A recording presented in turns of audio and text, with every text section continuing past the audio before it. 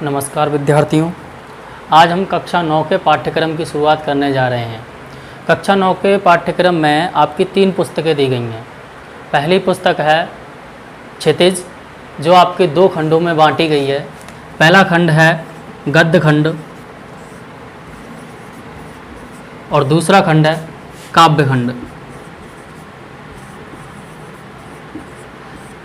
तो इस एक क्षितिज बुक को 2 भागों में बांटा गया है, पहली और दूसरी। पहला है गद्य खंड और दूसरा है काव्य खंड। गद्य खंड की जो रचनाएं होती हैं वो लिपिबद्ध होती और नहीं होती हैं, लयबद्ध नहीं होती हैं। उसके विपरीत ही जो काव्य खंड की सभी रचनाएं होती हैं वो लयबद्ध और लिपिबद्ध होती हैं। इनमें क्या अलंकारों को, व्याकरणों को सबसे ज़्यादा प्रयोग काव्य खंड में ही किया जाता है। जो दूसरी पुस्तक है वो आपकी है व्याकरण, हिंदी व्याकरण है।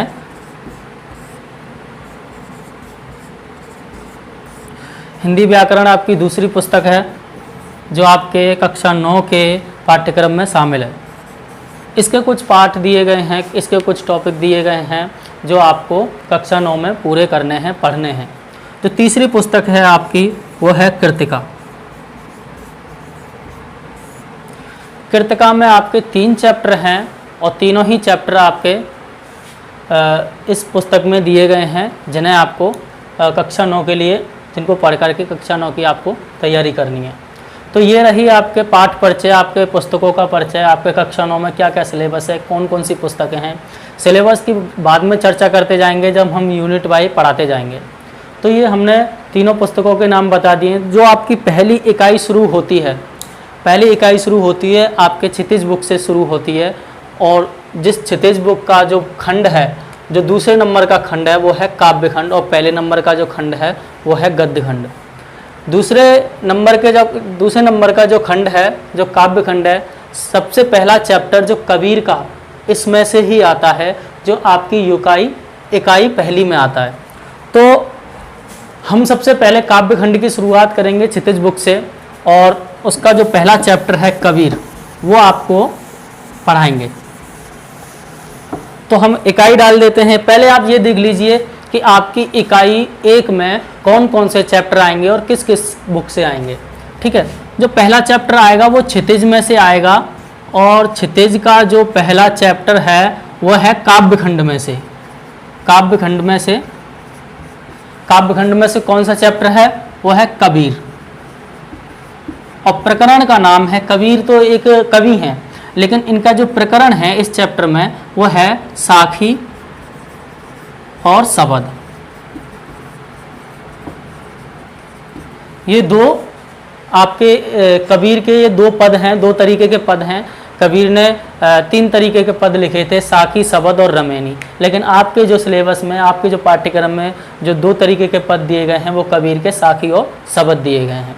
इनको आपको पढ़ना है। ये आपके इकाई फर्स्ट का है। इकाई फर्स्ट में जो आपके चैप्टर आएंगे वो हैं ये। ठीक है, अब आता है कि इसी इकाई फर्स्ट में दूसरा चैप्टर कहाँ से आता है? वो आता है हिंदी व्याकरण से आता है।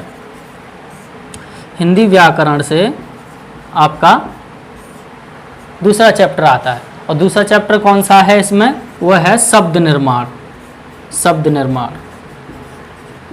शब्द निर्माण में 2 तरीके से हम शब्दों को निर्माण करते हैं।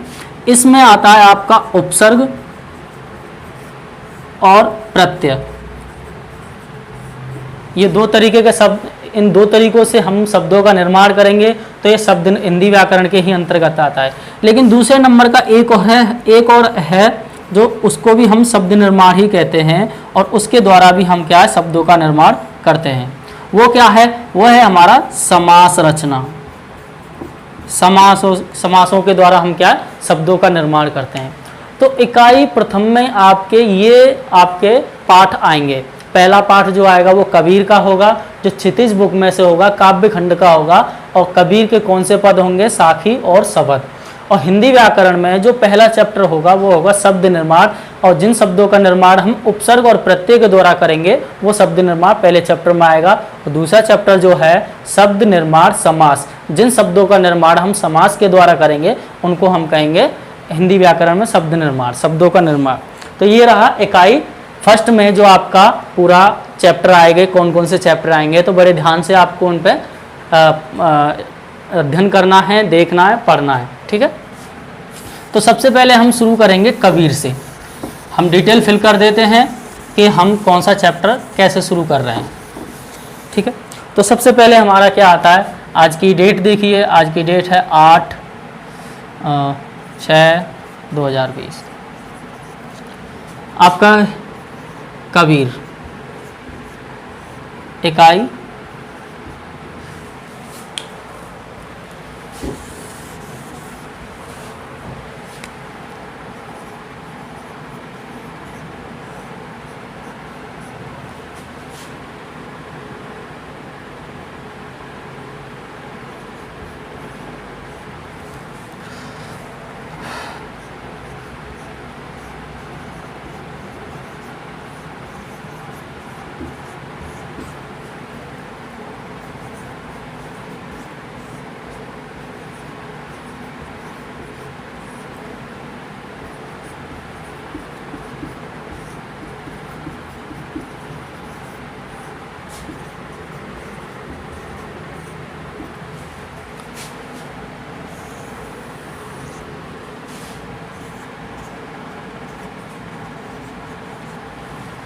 तो सबसे पहले हम क्या है, सबसे पहले हम कबीर के चैप्टर को पढ़ेंगे। और कबीर के चैप्टर को पढ़ने से पहले जब हम कवि के बारे में पढ़ते हैं, कबीर के बारे में पढ़ते हैं, तो हमें सबसे पहले क्या करना पड़ता है कि जिस कबीर ने कोई भी पाठ लिखा है तो उसके जीवन के परिचय के बारे में हमें जानना बेहद ज़रूरी है।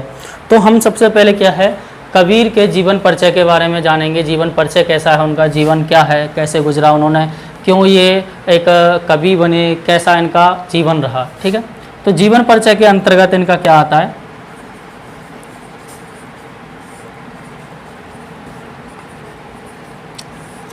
सबसे मोस्ट इम्पोर्टेंट चीज़ें होती हैं जो किसी कवि की या लेखक की चीज़ें होती हैं। जन्म कहाँ हुआ, मृत्यु कहाँ हुई, शिक्षा कैसे हुई, इनका नाम क्या था, इनके माता पिता का नाम क्या था, और इनका जीवन कैसे व्यतीत हुआ। और इन्हीं के जीवन परिचय के बाद में एक रचना परिचय आता है। रचना परिचय में इन्होंने कौन कौन सी रचनाएं की, इन्होंने कौन कौन सी भाषा शैली का प्रयोग किया, ये सभी क्या है इनके कवि के परिचय में आता है। तो सबसे पहले हम जीवन परिचय के बारे में जानते हैं। ये एक निर्गुण शाखा के कवि थे।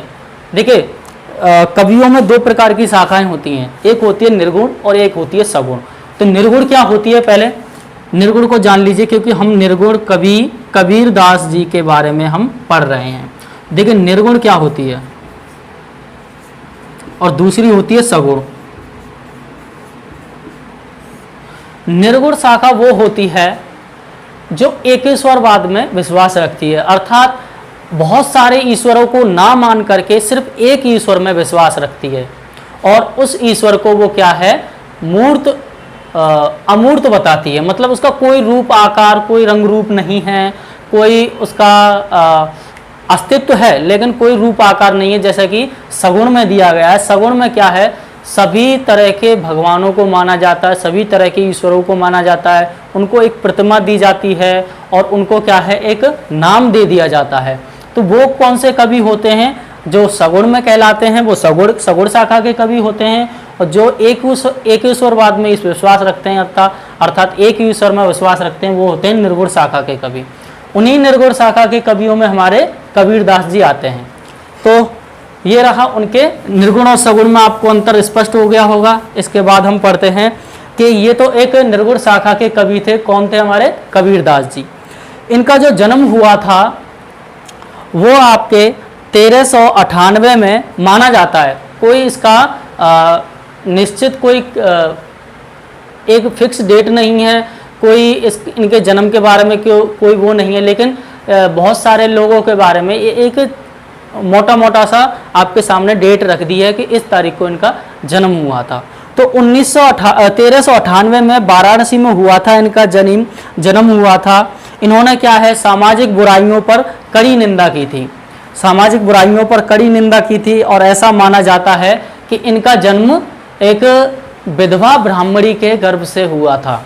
अब ध्यान देना, इनका जन्म किसी राजघराने में नहीं हुआ, किसी कवियों के घराने में नहीं हुआ, इनका जन्म हुआ था एक विधवा ब्राह्मणी के गर्भ से हुआ था, जिन्होंने क्या किया था कि लोक लाज के डर से इनको एक लहर तारा नामक स्थान पर और एक तालाब के किनारे इनको छोड़ आई थी, क्योंकि विधवा के गर्भ से किसी पुत्र का जन्म होना तो ये क्या है उनके लिए एक शर्म का विषय था, इसलिए उन्होंने दुनिया की शर्म की वजह से इनको वहाँ पर छोड़ दिया था।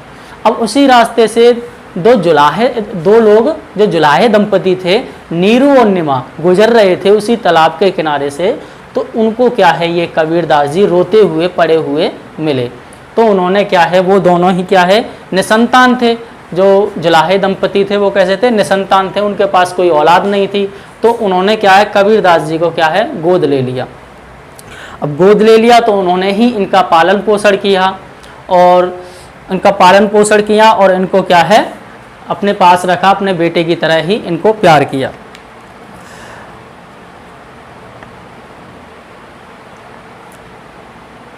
और कबीर के अब शिक्षा के बारे में आता है तो कबीर की कोई औपचारिक शिक्षा नहीं हुई थी और इन्होंने किसी भी प्रकार का कोई भी गुरुकुल या गुरुओं से शिक्षा प्राप्त नहीं की थी। इनकी क्या है ऐसे ही आते जाते क्या है लोग बागों से सुनते हुए और क्या है महर्षियों के संबंध में आने से, मतलब इनकी क्या है एक स्थायी रूप से शिक्षा ना हो करके ऐसे ही घूमते फिरते लेखन कार्य में बिजी रहते हुए इन्होंने क्या है अपना लेखन कार्य शुरू किया था, अपनी कविताएं लिखना शुरू किया। इनके गुरु का नाम था रामानंद। रामानंद इनके गुरु का नाम था और उनकी पत्नी का नाम लोई था। इनकी पत्नी जब इनकी शादी हो गई तो उनकी पत्नी का नाम लोई था और इनके 2 संतानें हुई थीं, जिसमें एक पुत्र और एक पुत्री थी। पुत्र का नाम था कमाल और पुत्री का नाम था कमाली। तो 2 संतानें हुई थी और इनकी मृत्यु लगभग 1518 में मगहर में जाकर के इनकी मृत्यु हो गई थी। इनकी मृत्यु के बारे में एक बात कही जाती है कि ये क्या है इनके दोनों ही प्रकार के शिष्य थे, जो चेले थे इनके विद्यार्थी थे, हिंदू और मुस्लिम दोनों ही प्रकार के इनके क्या है शिष्य थे। तो जब इनकी मृत्यु हुई तो क्या है जब कबीरदास जी के शव को इन्होंने क्या है लड़ना झगड़ना शुरू कर दिया कबीरदास जी के शव के ऊपर, जबकि हिंदू और मुसलमान इनके दोनों ही क्या थे शिष्य थे।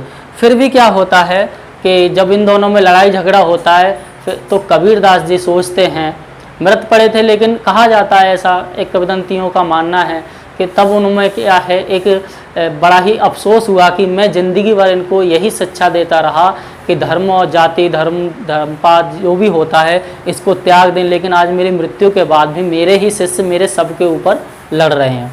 तो इनका क्या है वहाँ से सब क्या है गायब हो जाता है। तो इनके सब के पास क्या छूट जाते हैं, कुछ पुष्प छूट जाते हैं, कुछ फूल छूट जाते हैं, तो इनका सब वहाँ से चला जाता है। अब जो हिंदू मुसलमान इनके दोनों ही प्रकार के जो शिष्य होते हैं उन फूलों को क्या है वो आधा आधा बांट लेते हैं। जो हिंदू होते हैं उन फूलों को क्या है वो क्या है दाह अग्नि संस्कार कर देते हैं, उनको अग्नि में जला देते हैं। और जो मुसलमान होते हैं वो अपने हिस्से के फूलों को क्या है ज़मीन में दफना देते हैं। तो इस प्रकार से क्या है इनकी मृत्यु के बारे में एक ये तथ्य है जो लोगों से सुना जाता है, पर ये भी एक प्रमाणिक तथ्य नहीं है। अब इनके जीवन के बारे में मैंने बताया कि मोस्ट इम्पोर्टेंट जो चीज़ें होती हैं वो सबसे पहले क्या होती है, जन्म कहाँ हुआ, किस सन में हुआ, ठीक है। तो जन्म इनका मैंने बताया 1398 में हुआ। स्थान कहाँ था इनका, स्थान मैंने बताया कि वाराणसी में हुआ। वाराणसी तो एक मान के चलिए स्थान, लेकिन इनका विधवा ब्राह्मणी के गर्भ से हुआ था, जो क्या है लहर तारा नामक स्थान पर तालाब के किनारे इनको क्या है छोड़ गई थी।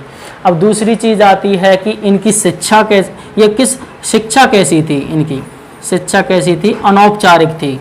एक होती है औपचारिक शिक्षा जो क्रमबद्ध होती है, जैसे आप लोगों की होती है, स्कूल में जाते हो आप, पढ़ते हो, टाइम से पढ़ते हो, टाइम से घर आते हो, वो होती है औपचारिक। इनकी लेकिन अनौपचारिक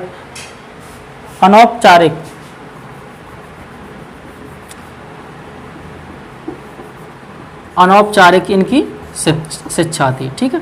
तो इनकी क्या है अनौपचारिक शिक्षा हुई थी। अब ये किस शाखा के कवि थे, तो इनकी शाखा कौन सी थी, वो थी इनकी निर्गुण शाखा थी, ठीक है। और इनके माता पिता तो वही थे, नीरू और निमा, जो जुलाहे दंपति थे, तो वो आप याद रखना है। आगे की बात, जो इनके गुरु का नाम था, गुरु कौन थे इनके? रामानंद थे। रामानंद ने इनको अपना शिष्य स्वीकार किया था। और इनकी जब मृत्यु का समय आया तो मृत्यु कब हुई थी इनकी? और इनकी मृत्यु हुई थी 1518 में हुई थी। 1518 में मगहर में हुई थी। कहाँ हुई थी? मगहर में हुई थी। तो ये इनके जीवन के से जुड़े हुए कुछ तथ्य हैं, ये आपको जरूर याद रखने हैं। तो अब इनके जीवन परिचय के बारे में हमने बता दिया। अब आता है इनकी रचना परिचय के बारे में बताने का समय। तो रचनाओं के परिचय में मैंने बताया था कि रचना परिचय में इनकी जो भी इन्होंने रचनाएं लिखी हैं, जो भी इनकी भाषा शैली थी, वो सभी क्या रचना परिचय के अंतर्गत आती है। कबीर एक अनपढ़ संत थे, ये हमने बताया कि कबीर की कोई औपचारिक शिक्षा नहीं हुई थी, तो वो अनपढ़ संत थे।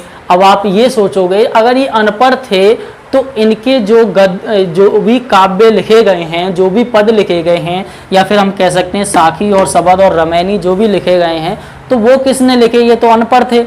तो इस बात को आप ध्यान रखिए, ये जरूर अनपढ़ थे, लेकिन जो इनके शिष्य थे वो अनपढ़ नहीं थे। ये अपनी मुँह जुबानी से अपने पदों को बोला करते थे, और इनके शिष्य क्या है, उन चीज़ों को लिखा करते थे, अपनी कॉपी में उतारा करते थे। और इसी प्रकार से क्या है, इनके जितने भी पद हैं वो आज हमारे सामने प्रस्तुत हैं। तो वे पदों की रचना करके उन्हें गाते थे। उन्हीं पदों को उनके शिष्यों ने क्या है, संकलित किया, अपनी क्या है ग्रंथों में उतारा। और जिनको इन्होंने 3 नाम दिए, साखी, सबद और रमैनी। रमैनी नाम से इन तीनों को जाना जाता है, लेकिन आपके जो पाठ्यक्रम में 2 दिए गए हैं, साखी और सबद। एक और होता है इनका रमैनी, वो आपके सिलेबस में नहीं दिया गया है। तो इनके 3 तरह के क्या है पद लिखे गए थे। अच्छा, इन सभी तीनों पदों का जो संग्रह मिलता है वो किस में मिलता है? वो एक बीजक में मिलता है। बीजक क्या है? इनका महाग्रंथ है। बीजक के अंतर्गत देखिए, बीजक इनके ग्रंथ का नाम है, और बीजक के अंतर्गत ही ये तीनों आते हैं। कौन कौन से? साखी, दूसरा सबद और तीसरा रमैनी। ये तीनों क्या है, बीजक के ही अंतर्गत इनके आते हैं। इसके बाद क्या है इनकी और इसको क्या है, जो बीजक को कुछ लोग क्या है कबीर ग्रंथावली भी मानते हैं। इसको कुछ लोग क्या है कबीर ग्रंथावली भी मानते हैं। ठीक है, कुछ लोग इसको बीजक मानते हैं, कुछ लोग इसकी क्या है कबीर ग्रंथावली मानते हैं। तो ये हुआ इनका ये हुआ हमने जीवन परिचय दिया था। उसके बाद ये क्या है इनका रचना परिचय। इन्होंने कौन सी रचना लिखी? रचना इनकी 3 तरह की थी, जो बीजक में संकलित की गई थी, मतलब कि तीनों को एक ही में इकट्ठा किया गया था। ठीक है, इसके बाद आपके अगला जो टॉपिक आता है, इन्हीं के भी जीवन के बारे में बहुत कुछ है जो आपको क्या है पढ़ना है अभी। तीसरा आता है इनकी काव्यगत विशेषताएं। देखिए, ये मोस्ट इम्पोर्टेंट होता है कि इनकी जितनी भी काव्य रचनाएं लिखी गई थी उनमें क्या विशेषताएं थी, उनमें इन्होंने ऐसा क्या प्रयोग किया गया था जो इनके आज सारे पद क्या है इतने विख्यात हैं, इतने प्रसिद्ध हैं। कबीर के काव्य में साधु महिमा, गुरु भक्ति, ईश्वर के प्रति अथाह प्रेम तथा आत्मबोध की अभिव्यक्ति होती है। मतलब जितनी भी इन्होंने क्या है अपनी रचनाएं लिखी, उसमें इन्होंने जितने भी क्या है पद लिखे, उनमें क्या इन्होंने सिर्फ ईश्वर की भक्ति, गुरु की महिमा, ईश्वर को कैसे पाया जा सकता है, आत्मा का परमात्मा से कैसे मिलन होता है, और इसके अलावा जो इन्होंने सबसे ज़्यादा बातों पर अपनी बातों से जोर दिया है वो हैं जाति प्रथा पर क्या है इन्होंने जोर दिया, धर्मवाद पर इन्होंने जोर दिया, समाज में जितनी भी रूढ़िवादिताएं फैली हुई थी उन पर इन्होंने क्या है कट्टर प्रहार किया। इन्होंने क्या है उन सभी रूढ़िवादिताओं को तोड़ने का भरपूर प्रयास किया, जिससे क्या है इनको क्या है एक सच्चा समाज सुधारक कवि भी माना जाता है। इन्होंने क्या समाज को सुधारने के लिए भी विभिन्न प्रकार के कदम उठाए, जैसे कि ऊंच नीच, मूर्ति पूजा, छुआछूत, पाखंड आदि पर कड़ा प्रहार किया। उन्होंने दोनों धर्मों के लोगों को सच्चे मन से प्रभु मार्ग का रास्ता भी दिखलाया। जो दोनों धर्म अर्थात हिंदू और मुसलमान, इनके जो दो प्रकार के ही ज़्यादा शिष्य थे, हिंदू और मुसलमान, और तब इन दोनों में ही ज़्यादा एक दूसरे के प्रति क्या है कट्टरता थी, तो एक दूसरे को ये मारते काटते रहते थे। इसके बाद क्या है, इनके कबीर ने अपने काव्य में अवधी, ब्रज, अरबी, फारसी, पंजाबी, राजस्थानी आदि शब्दों का प्रयोग किया। जितने भी इनकी क्या है रचनाएं लिखी गई हैं उसमें क्या है विभिन्न प्रकार की भाषाओं को क्या है प्रयोग किया गया है, उन शब्दों का प्रयोग किया गया है जिनको क्या है इन्होंने अपनी भाषाओं में लिया गया है। कुछ विद्वान इनकी भाषा को कौन सी मानते हैं, पंचमेल खिचड़ी। पंचमेल खिचड़ी मैं बताऊंगा पंचमेल खिचड़ी क्यों मानते हैं। और कुछ लोग इनकी भाषाओं को मानते हैं साधुकड़ी भाषा, क्योंकि ये साधुओं के संबंध में रहे थे, साधुओं के निकट रहे थे। साधुकड़ी भाषा, ठीक है। दो प्रकार की इनकी क्या है भाषाओं को विभाजित किया गया है, एक तो पंचमेल खिचड़ी में और दूसरी है साधुकड़ी भाषा में।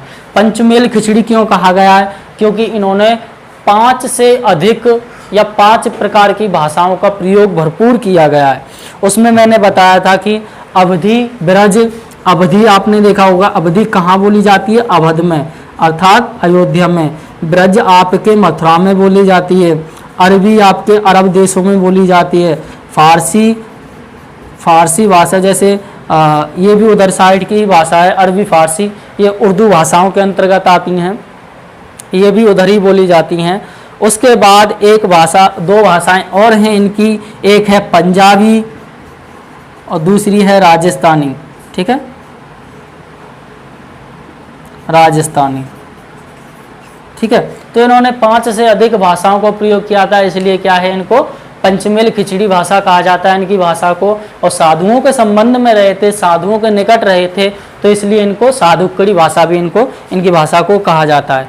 अब आता है कि इनकी भाषाओं और दोहों में और पदों में किस प्रकार के व्याकरणिक तथ्यों का प्रयोग किया गया था। उसके अंतर्गत देखो इन्होंने रूपक, उपमा, अलंकारों का प्रयोग किया, और इन्होंने क्या है उत्प्रेक्षा और विरोधाभास सभी अलंकारों को क्या है इन्होंने सुंदर प्रयोग किया था। ये रहा इनके जीवन के बारे में परिचय जो हमने आपको बताया। ये अब बहुत ही महत्वपूर्ण है, क्योंकि कबीर दास जी एक बहुत ही प्रसिद्ध और बहुत ही आपके लिए इम्पोर्टेंट कवि हैं, जो आपके किसी भी पाठ्यक्रम में आ सकते हैं। अब देखिए, किसी भी आप अभी छोटे बच्चे हो, लेकिन आप जब कभी भी किसी टेस्ट दोगे नौकरी के लिए, तो इसमें क्या कबीर दास जी के बारे में बहुत सी चीज़ें पूछ ली जाती हैं। इनके पदों को रख दिया जाता है और पूछ लिया जाता है कि इसमें कौन सा अलंकार है, ठीक है। कोई शब्द भी पूछ लिया जाता है कि कौन सी भाषा का इन्होंने ये शब्द प्रयोग किया गया है। आगे आता है कि पाठ परिचय। अच्छा, इस पाठ में जो साखी और शबद इनका पाठ है, इस पाठ में इन्होंने किस चीज़ का जिक्र किया है, किन चीज़ों पर जोर दिया है, तो वो आता है आपका पाठ परिचय में। तो पाठ परिचय क्या है इसका, तो आपका पाठ परिचय के बारे में बताते हैं। मैंने पहले ही बताया था कि इसमें इन्होंने 2 प्रकार के क्या है पदों के बारे में बताया है। 2 प्रकार के पदों को लिखा है, जो आपके 9th क्लास में काव्यखंड में कबीर का चैप्टर जो दिया गया है। इस पाठ में कबीर द्वारा रचित 7 साखियों का संकलन है। इनमें प्रेम का महत्व, संत के लक्षण, ज्ञान की महिमा, ब्राह्मण आडंबरों का विरोध, सहज भक्ति का महत्व, अच्छे कर्मों की महत्ता आदि भावों का उल्लेख हुआ है। मतलब इन्होंने 7 साखियों का प्रयोग किया गया है, और जो एक 8वां जो एक है वो है शबद। कुल मिला के आपके 8 पद हैं इस चैप्टर में, और 7 आपकी साखी हैं।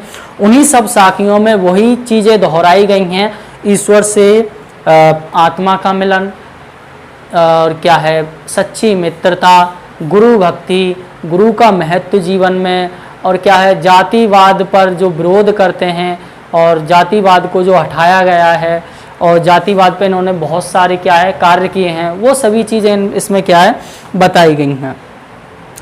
अच्छे कर्मों की महत्वता भी बताई गई कि अच्छे कर्मों से इंसान कैसे महान बनता है। दूसरी चीज़, इसके अलावा पाठ में कवि के 2 शब्द का संकलन है। आपके 2 शब्द नहीं है, एक ही शब्द दिए गए हैं। आपकी बुक में ये मिसप्रिंट है, एक शब्द दिया गया है आपका, जिसमें पहले शब्द में ब्राह्मण आडंबरों का विरोध किया गया है, उनके भीतरी ईश्वर की व्याप्ति के संकेत हैं, तथा दूसरे शब्द में ज्ञान की आंधी के रूपक के सहारे ज्ञान के महत्व का वर्णन किया है। मतलब कि दो प्रकार के नहीं, दो शब्द नहीं है, एक ही शब्द है, और जिसमें क्या है उस शब्द में सिर्फ इतना ही दिया गया है। आपकी बुक में गलत दिया गया है, मैं बता देता हूँ, मैंने पढ़ा है। आपकी शब्द में सिर्फ एक ही चीज़ दी गई है जो शब्द के अंतर्गत की, जो मनुष्य ईश्वर को प्राप्त करने के लिए विभिन्न प्रकार के क्या है प्रयास करता है, और उन प्रयासों के फलस्वरूप फिर भी उसे ईश्वर की प्राप्ति नहीं हो पाती है, तो ईश्वर स्वयं उससे कहता है कि तू मुझे कहाँ कहाँ नहीं ढूंढता है, अगर तू अपने अंदर ढूंढे या फिर किसी जीव या प्राणी में ढूंढे तो मैं तो वहीं मिल जाऊंगा, क्योंकि मैं तो प्रत्येक जगह निवास करता हूँ। मुझे तू मंदिर, मस्जिद, कहवा, कैलाश, गुरुद्वारे, क्रियाक्रम, योग, वैराग्य इनमें मत ढूंढ, मैं तो तेरे पास में ही हूँ। आपने पढ़ा होगा कि मोह को कहाँ ढूंढे रे बंदे, मैं तो तेरे पास में, ना मैं देवल, ना मैं मस्जिद, ना काबे कैलाश में, खोजी हुए तो तुरते मिलियो पल भर की तलाश में। ठीक है, यही शब्द आपके इस चैप्टर में दिया गया है, तो इसी पर आपको क्या है ध्यान देना है, एक ही शब्द है आपका। अब आते हैं हम चैप्टर पे। ये आपका कवि का परिचय हो गया। कवि के परिचय में हमने आपको बता दिया है कि अब आपका जो हाँ, अब आते हैं हम एक तरीके से। सबसे पहले हम पढ़ेंगे प्रकरण, आपको पता ही है, साखी और शब्द, और मैंने बताया कि इसमें करीब करीब आपकी 7 साखियां हैं। हाँ, 7 साखियां हैं और एक आपका अंतिम शब्द है। तो सबसे पहले हम पढ़ेंगे साखी।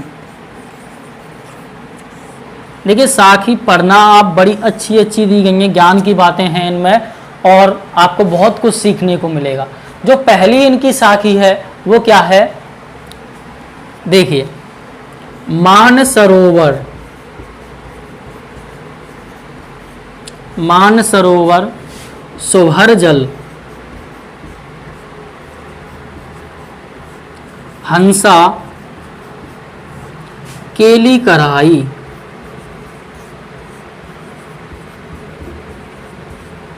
हंसा केली कराई। ठीक है, तो ये पहली पंक्ति है आपके पहले ही साखी की।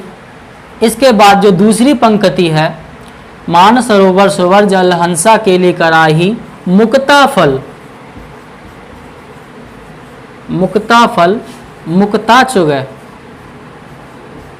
मुक्ता चुगय। अब उड़ी अनत ना जाई।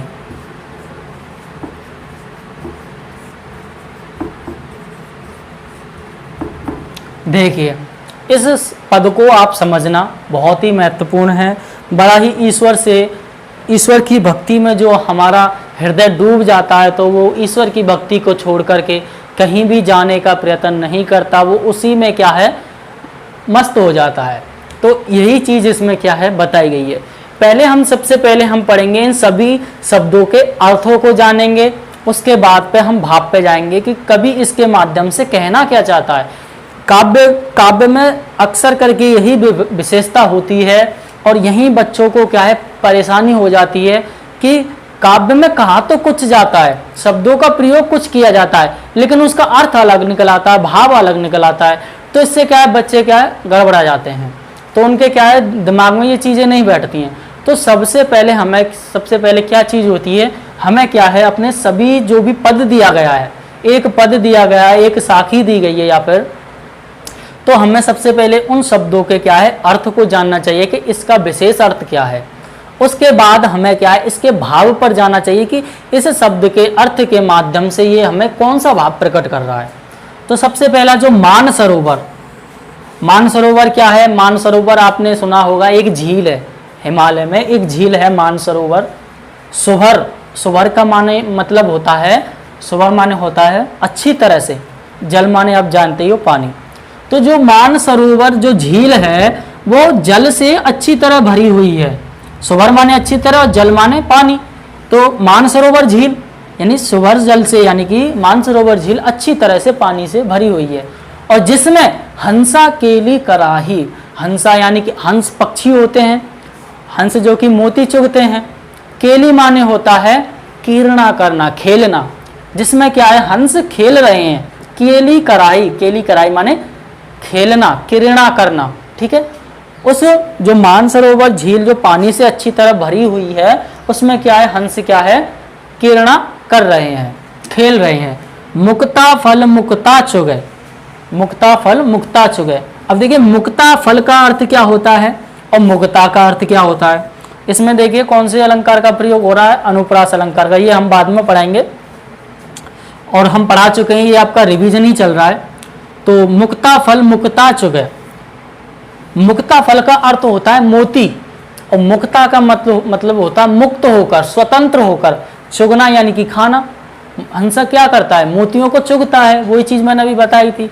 अब उड़ी अनत ना जाई, जब वो उस मानसरोवर झील जो अच्छी तरह से भरी पड़ी है, उसमें क्या है मोती पड़े हुए हैं, उन मोतियों को क्या है हंस क्रीड़ा कर करके चुग रहा है। तो अब उसे और कहीं जाने का मन क्यों होगा भाई, उसकी सारी ख्वाहिशें तो यहीं पूरी हो रही हैं। उसे मोती मिल रहा है चुगने के लिए, स्वच्छ जल मिल रहा है जिसमें वो क्रीड़ा कर रहा है, तो उसे कहीं जाने का कोई भी प्रयास नहीं करता है वो।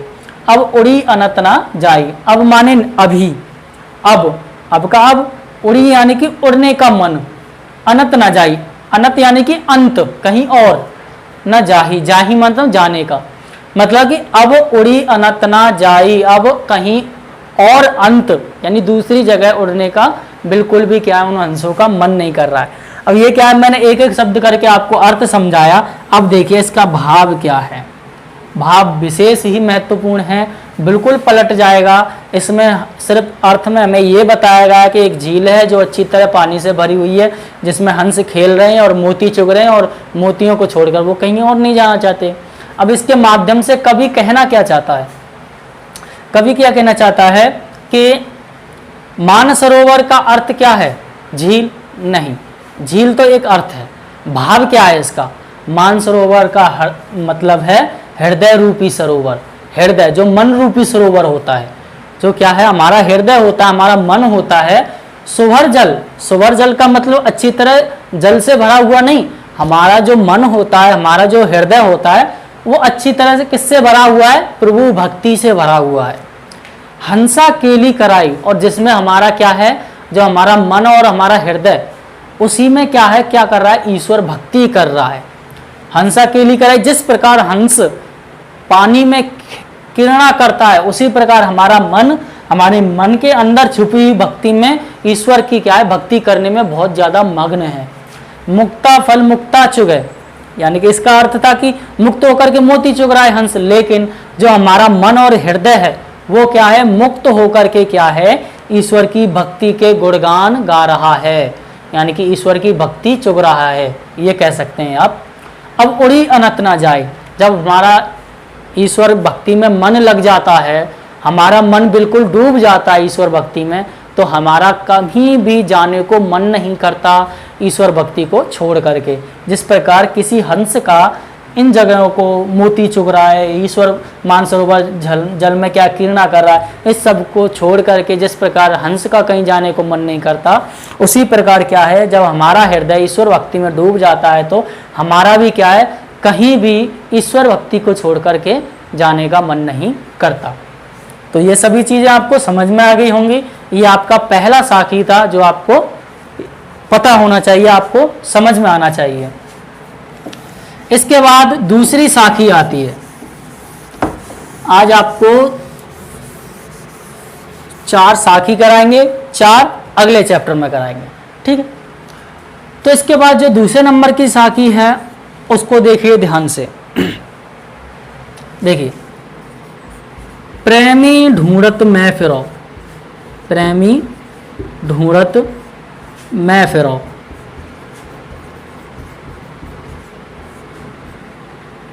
प्रेमी मिले ना कोई,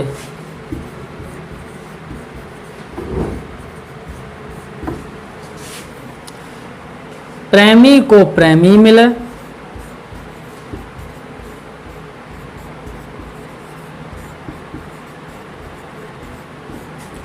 सब विसमृत होए।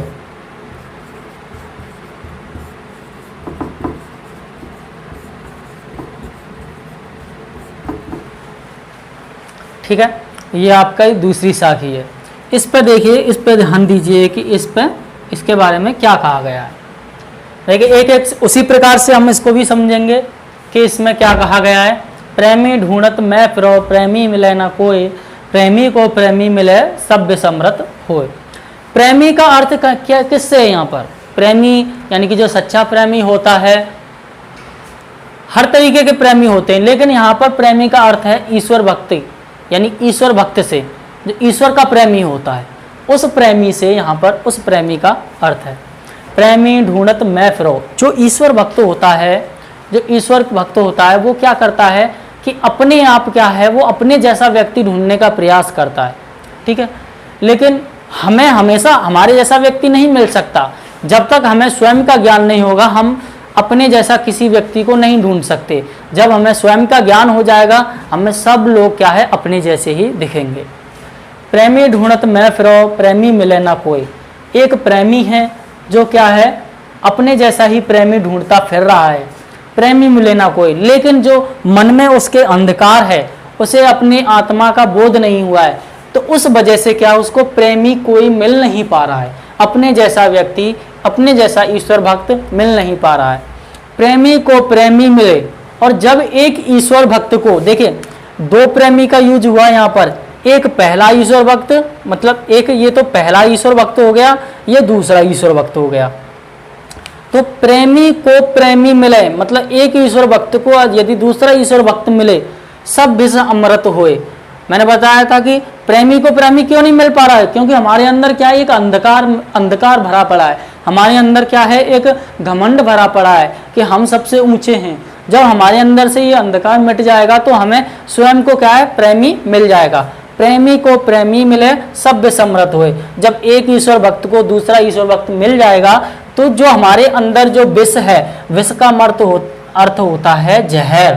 एक दूसरे व्यक्ति के प्रति क्या है, हमारे अंदर जो नफरत होती है, ईर्ष्या होती है, घृणा होती है, वो क्या है किस में बदल जाएगी, अमृत में बदल जाएगी। अमृत कैसा होता है, अमर करने वाला, एक अमर करने वाला तरल पदार्थ होता है, ठीक है। सब विष अमृत होए। जब क्या है प्रेमी, जब एक ईश्वर भक्त जब दूसरे ईश्वर भक्त को ढूंढने के लिए फिर रहा है और उसे अपने अंधकार में और अपने अंदर जो छुपा हुआ है दूसरे के प्रति ईर्ष्या, घृणा और नफरत है, जब तक वो नहीं मिटती तब तक क्या है एक ईश्वर भक्त को दूसरा ईश्वर भक्त नहीं मिल पाता है। लेकिन जब एक ईश्वर भक्त को दूसरा ईश्वर भक्त मिल जाता है तो उन दोनों के अंदर जो एक दूसरे के प्रति नफरत होती है वो क्या किस में बदल जाती है, अमृत में बदल जाती है, ठीक है। इसका अर्थ समझ में आया। अगला जो तीसरा है, तीसरा पढ़ेंगे इसके बाद।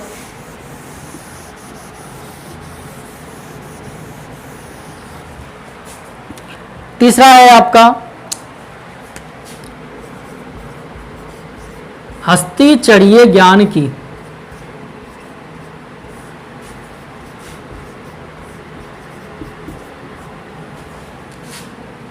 हस्ती चढ़िए ज्ञान को सहज दुलीचा डार।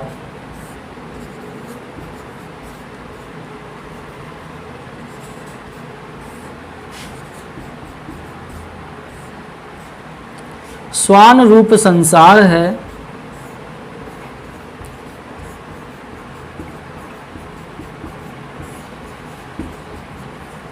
भौंकन दे जकमार।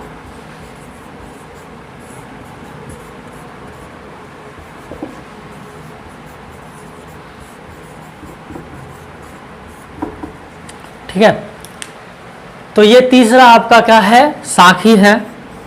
इस साखी के माध्यम से क्या बताया गया है, इस साखी के माध्यम से बताया गया है कि जो ज्ञानी पुरुष होते हैं उन ज्ञानी पुरुषों पर क्या है, जो अज्ञानी लोग होते हैं वो क्या है तरह तरह की बातें, बुरी बुरी बातें बना करके क्या है उनको क्या है उन्हें रास्ते से भटकाने की कोशिश करते हैं और अपना समय भी बर्बाद करते हैं। यही चीज़ इसमें बताई गई है।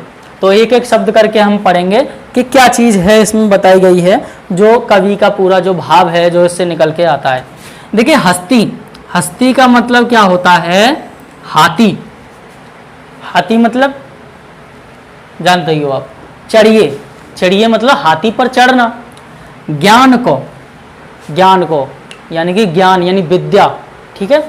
इसका अर्थ ये हुआ कि आप क्या है ज्ञान हाथी के समान विशाल ज्ञान के रास्ते पर क्या है चलिए। यहाँ पर चढ़िए दिया है क्योंकि हम हाथी पर चढ़ते हैं, हाथी पर चलते नहीं हैं, लेकिन हम ज्ञान पर क्या है चलते हैं, चढ़ते नहीं हैं।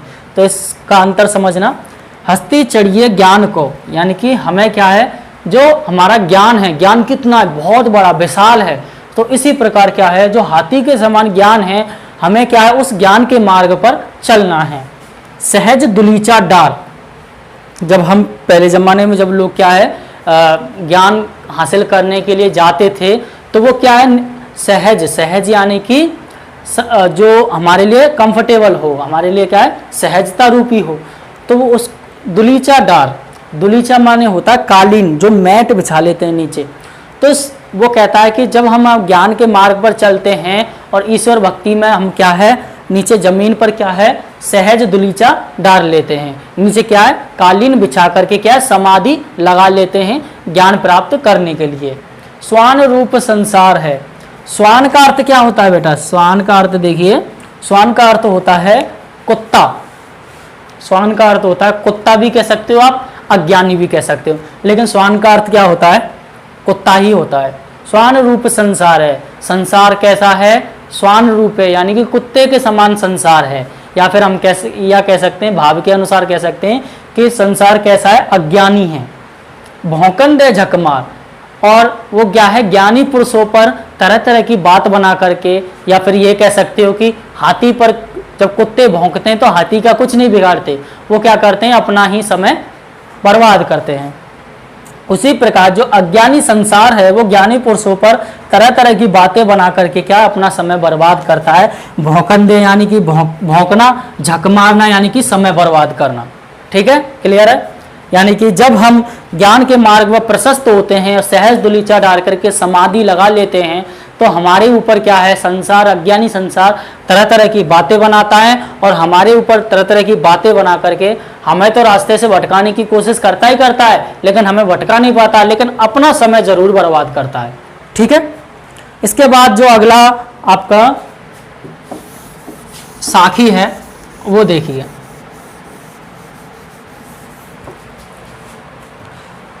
जो आपकी चौथी साखी है, चौथी साखी पढ़िए।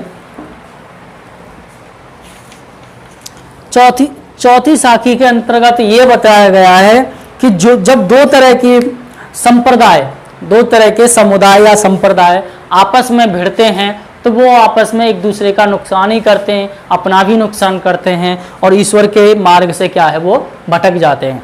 तो ये चौथा क्या है, चौथे को समझिए। पखा पखी के कारणे, पखा पखी के कारणे, कारणे ले कर दो।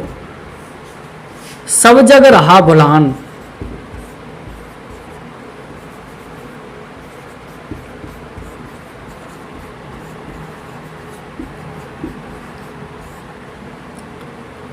पखा पखी के कारणे सब जग रहा भुलान। निरपख होए के हरि भज, निरपख होके हरि भज। सोई संत सुजान।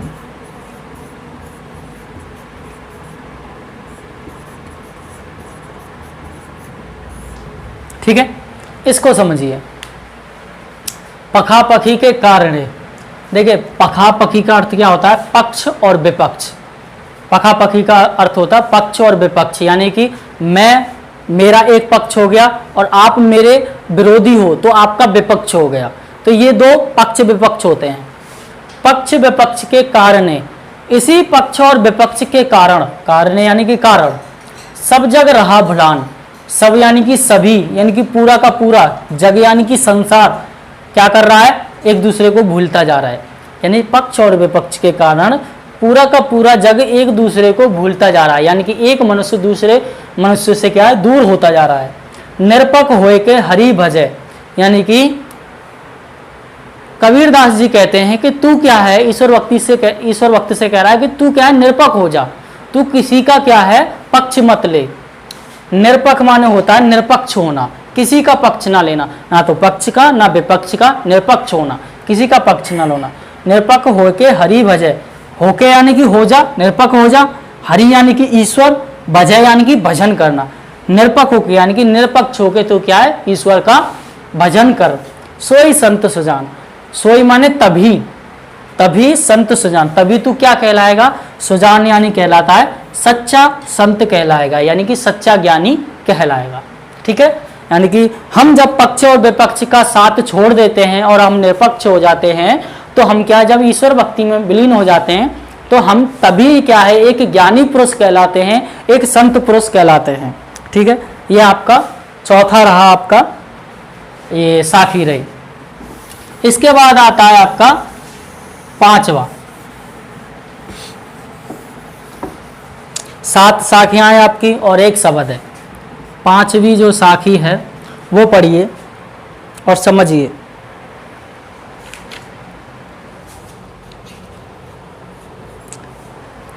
पांचवी साखी में क्या दिया गया है, हिंदू और मुसलमान के बीच में जो कट्टरता होती है, और वो हिंदू मुसलमान करते करते क्या है, मर जाते हैं, लेकिन कभी भी अपने ईश्वर के पास या फिर अब कभी भी अपने ईश्वर को जान नहीं पाते कि ईश्वर कहता क्या है। ठीक है, तो जो पांचवी आपकी साखी है वो ध्यान से देखिए। हिंदू मुआ राम कही, हिंदू मुआ राम कही, मुसलमान खुदाई।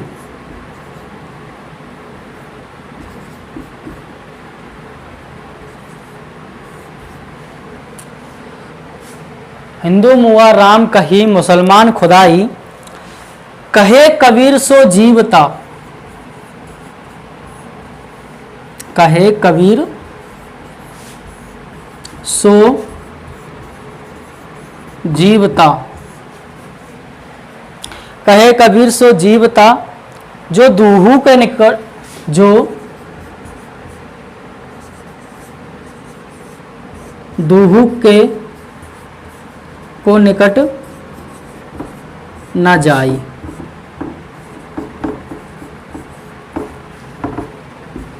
ठीक है, ये आपका क्या है, पांचवी आपकी क्या है, ये साखी है।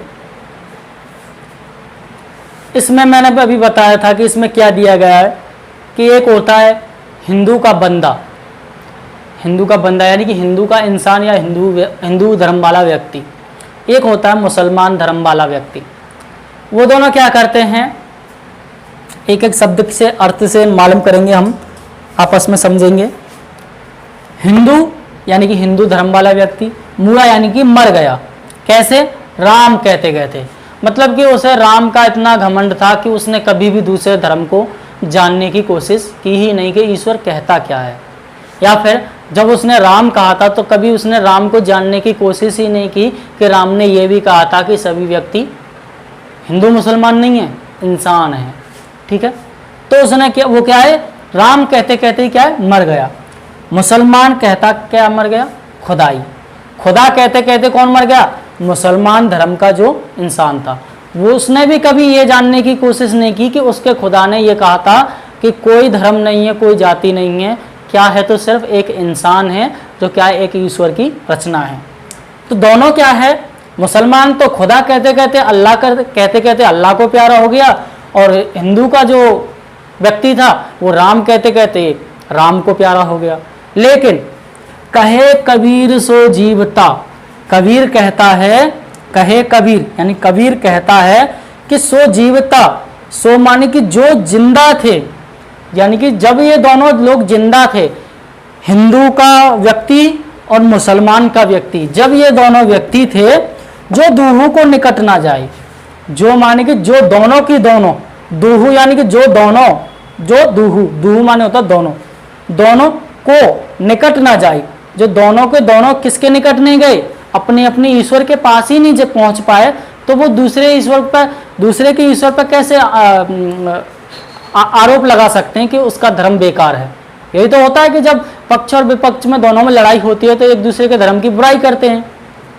लेकिन कबीर ये कहता है कि जब ये दोनों जिंदा थे तो ये खुद अपने ईश्वर से ही नहीं मिल पाए, अपने ईश्वर से ही क्या है, इन्हें जान पहचान नहीं हो पाई कि हमारे ईश्वर हमसे क्या कहते थे। जो दोहू के निकट ना जाए, कहे कबीर सो जीवता जो दोहू के निकट ना जाए। यानी कि दोनों क्या है, राम और अल्लाह का नाम लेते लेते मर गए, लेकिन कभी भी इन्होंने क्या है, अपने ईश्वर को पूर्ण रूप से जानने की कोशिश नहीं की। और जो दूसरों के लिए क्या छोड़ गए, दूसरे आने वाली पीढ़ी के लिए क्या छोड़ गए, कट्टरता छोड़ गए। दूसरी पीढ़ी के लिए क्या छोड़ गए, धर्मवाद छोड़ गए, जिससे क्या ये धर्म के पीछे क्या लड़ते और मरते रहे और इंसानियत का ऐसे ही क्या है, हास होता रहे। ठीक है, ये 5वां हुआ आपका।